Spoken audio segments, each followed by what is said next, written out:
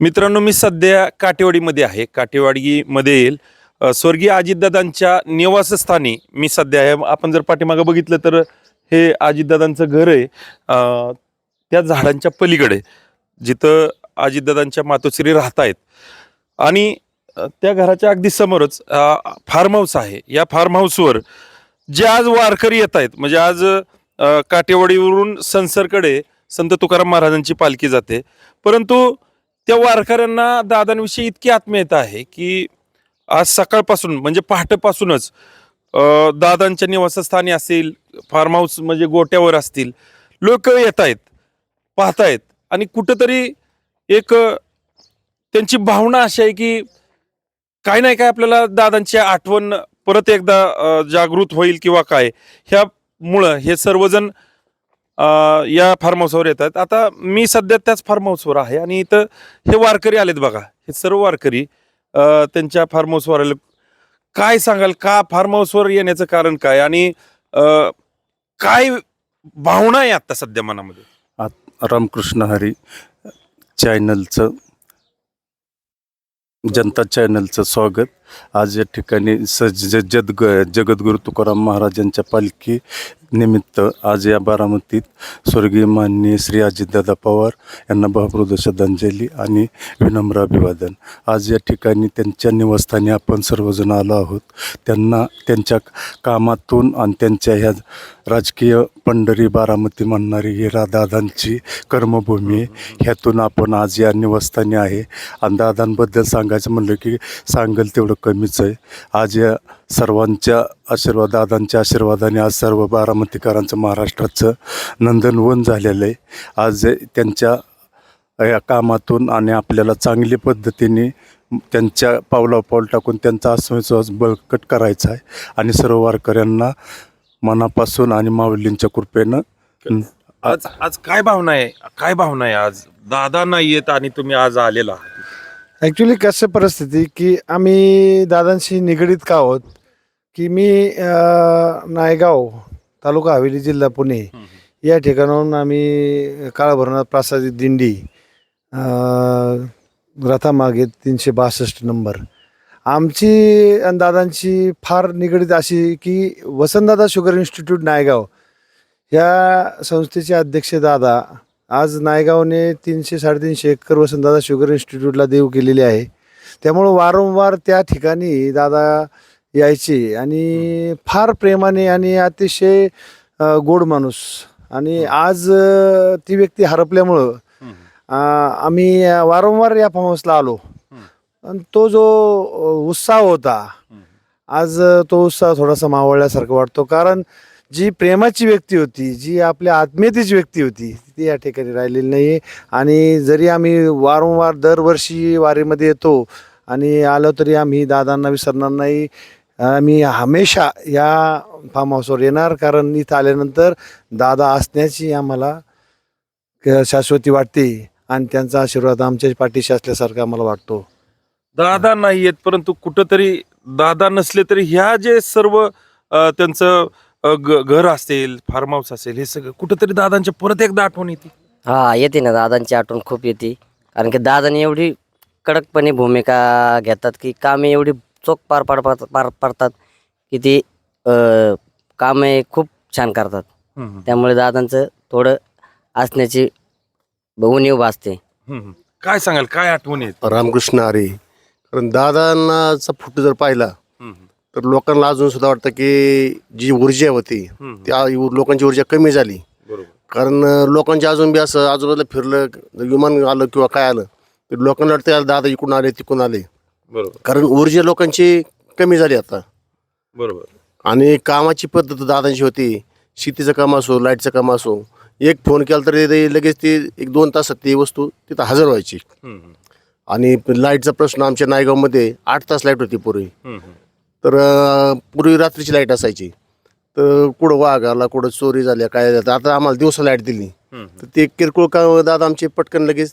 पण आता दादा नाहीत म्हणजे त्या गोष्टी ज्या दादा करायचे आठवतात ना. बरोबर आठवतात, पण आता परत एकदा त्याच अडचणी तुमच्या निर्माण झालेत का? मग लाईटचा असेल, इतर व्यवस्था असेल, प्रशासनावर झाली ना तयार. कारण पूर्वी 16 तास लाईट होती, आता 8 तास लाईट आली. आणि त्यातले बी लिंक गेला, फ्यूज गेला, कुठं डीपीचा काय फॉल्ट झाला ते चालूच राहत आहे. पण पूर्वी असं नव्हतं. पूर्वी 24 तास लाईट असायची, त्यामुळे शेतकरी आनंदी होता.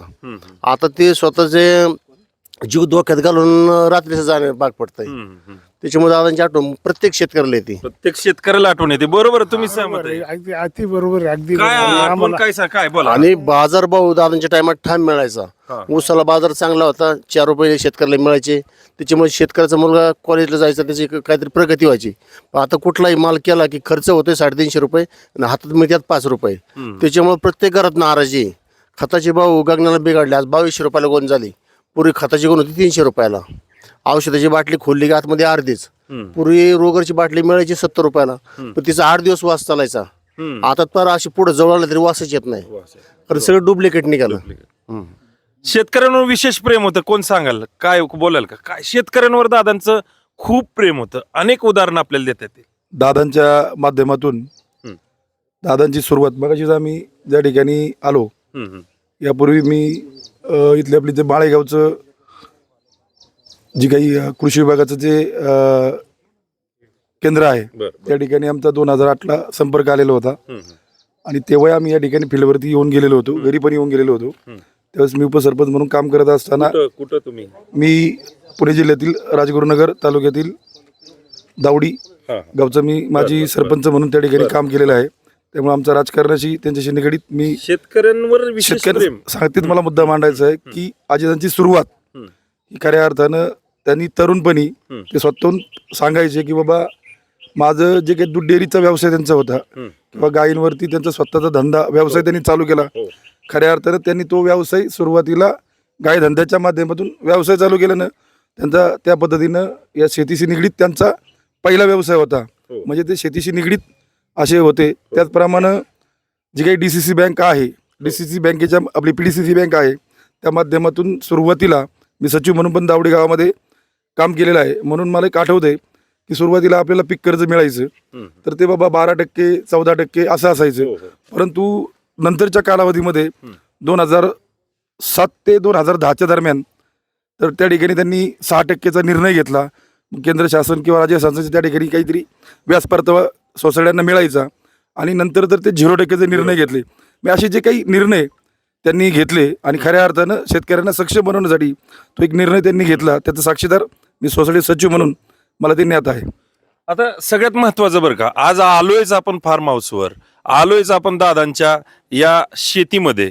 तर एक प्रश्न या शेतकऱ्यांना नक्की विचारायचा आहे आणि मी प्रत्येकाला विचारणार की जी आता जी कर्जमाफी झाली ती कर्जमाफी योग्य पद्धतीने झाली का आणि त्याला नियम अटीचे फिल्टर खूप मोठ्या प्रमाणात लावलेत का? शेतकऱ्यांना मी नक्की विचारणार आहे.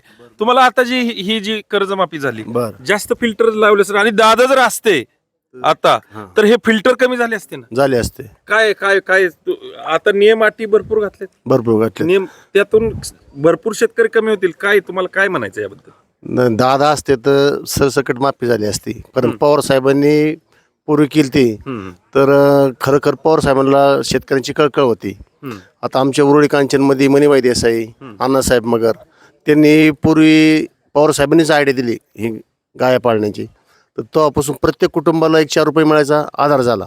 एकदम खरं आहे. पण आता दादा असते तर कर्जमाफी कशा स्वरूपाची झाली असती? अगदी खुल्या मला सरसकट झाली असती. काय वाटतं तुम्हाला? काय वाटतंय तुम्ही सांगा, काय वाटतंय? दादा आता ते त्याच्यामधून आता दादा जो परिस्थिती असेल त्याच्यावरती निर्णय पण दादा जर असते तर ही कर्जमाफी सरसकट झाली असती का? एवढे फिल्टर लागले असते त्याला?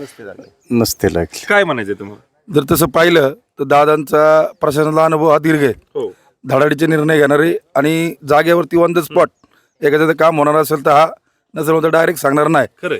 आणि त्या धडाडीच्या निर्णयामुळेच लोक त्यांच्याकडे आकर्षित व्हायची. आता कर्जमाफीबद्दल जर बोलायचं म्हटलं तर जे BJP गव्हर्नमेंट आहे, ठीक आहे, दादांच्या त्या ठिकाणी जो काही पक्ष आहे तोही त्याच्यामध्ये सामील आहे. परंतु जरी पक्षात सामील त्या जे सत्ता म्हणजे सामील असताना सुद्धा त्यांनी सक्षमपणे त्या ठिकाणी निश्चितपणे अर्थमंत्री ते होतेच. आणि सक्षमपणे त्यांनी 100% तुम्हाला सांगतो की जे काही आता त्यांचे निर्णय चाललेले आहेत की बाबा आज उद्या आणि तारखा पुढे जातात, परंतु त्यांनी यापूर्वीच जो दिलेलं आश्वासन पाळणं हे दादांकडनं शिकायचं. उदाहरण म्हणून सांगायचं म्हटलं तर जेव्हा जी काही निवडणूक होती आमदारकीची आपली विधानसभेची, त्यावेळेस BJPनी त्या ठिकाणी जाहीर केलं होतं की आम्ही कर्जमाफी करू, हो. पण उघडपणे सांगणारा माणूस तो काय होता की बाबा भाषणात सांगणारा मी शब्द दिलेला नाही.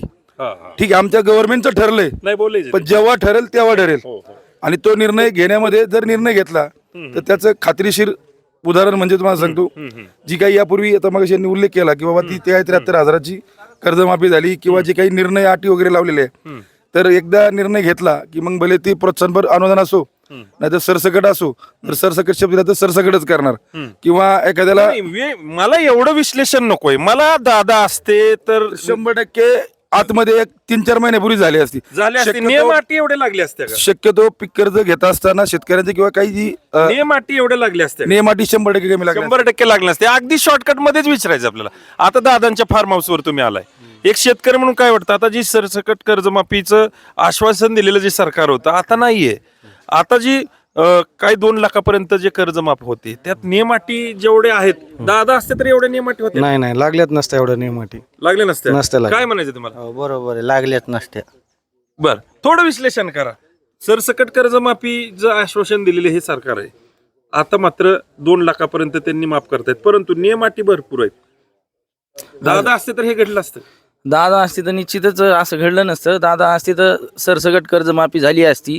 आता शासन काय करते बघा, रेग्युलर कर्ज भरणाऱ्याला माफी देत नाही, प्रोत्साहन म्हणून हे करते, आणि जे थकीत चाललाय का त्याला कर्जमाफी मिळते.